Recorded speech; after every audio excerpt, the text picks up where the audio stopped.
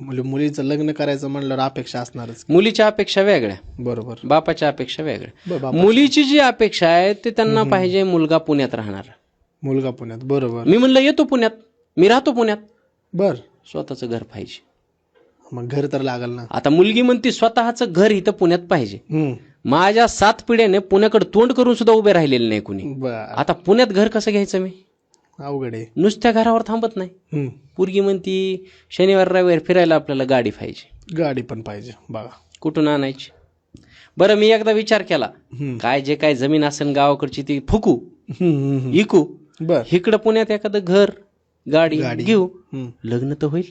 मग बरोबर आहे. तिच्या बापाची अपेक्षा गावाकडे जमीन पाहिजे. आता जी जमीन मला विकायची ती जमीन तिच्या बापाला पाहिजे. बर.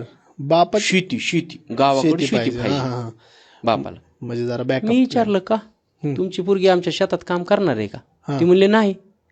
मग शेती कशाला पाहिजे?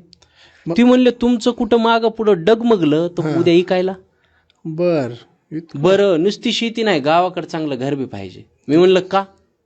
तर ती म्हणते पिशवी टाकवायला गावाकडे आल्यावर. 2 दिवस दिवाळीला जर पोरगी आमची गावाकडे आली ती चांगल्या घरात राहायला नको का? चांगल्या घरात राहायला पाहिजे. त्याच्यासाठी बी त्यांना घर पाहिजे.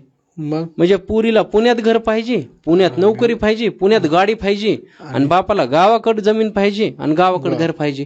कसं साधायचं? कसं साधायचं?